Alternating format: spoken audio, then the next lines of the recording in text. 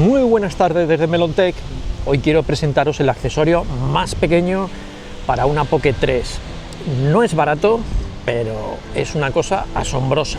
Habréis oído ya de lentes anamórficas y a lo mejor algunos de vosotros estáis en la duda si puede o no puede valer la pena.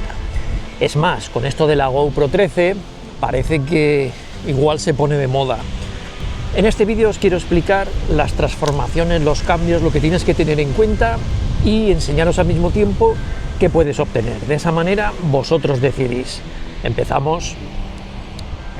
Ya está, estamos en anamórfico.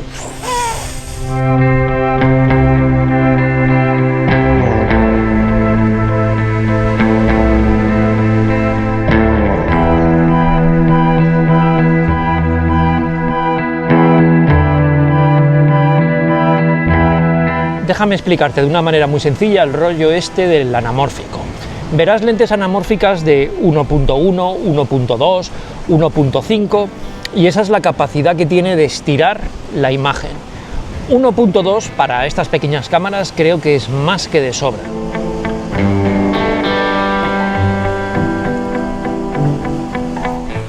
Bueno, voy a hacer esto al revés. En vez de poner la imagen normal y luego os pongo la lente anamórfica, vamos a partir, ya que os habéis hecho un poco la idea de cómo se ve, vamos a partir de que ahora estamos en anamórfico.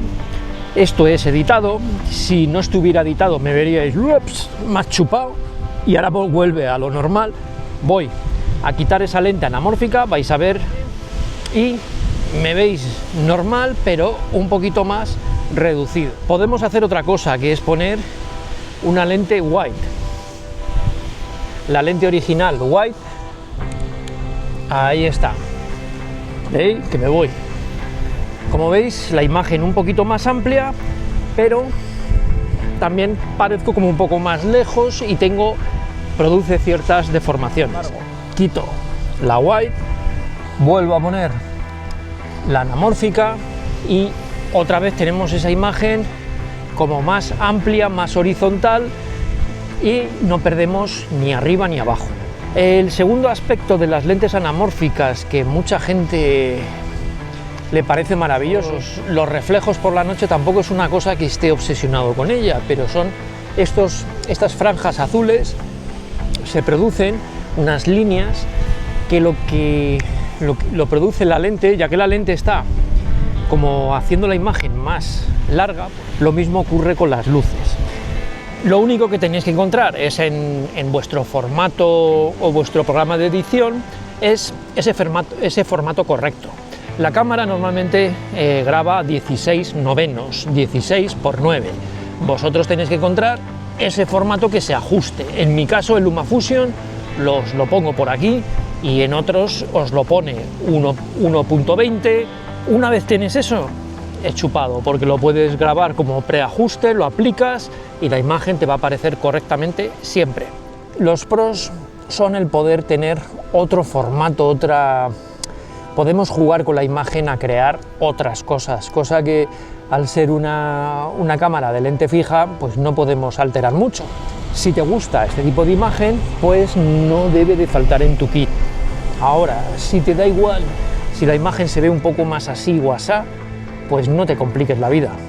Un inconveniente más que tiene es obviamente el contar siempre con una lente extra que va imantada y que si no tenemos cuidado la podemos perder.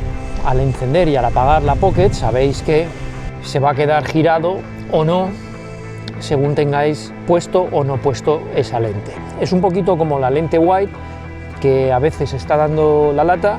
Como conclusión os diré que a mí me parece que la imagen es correcta, que hace su función, que el tema de las bandas azules en las luces no es increíble, pero lo hace.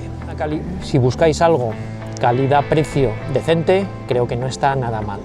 Lo dicho, lo tenéis en la descripción y que nos vemos en el próximo vídeo.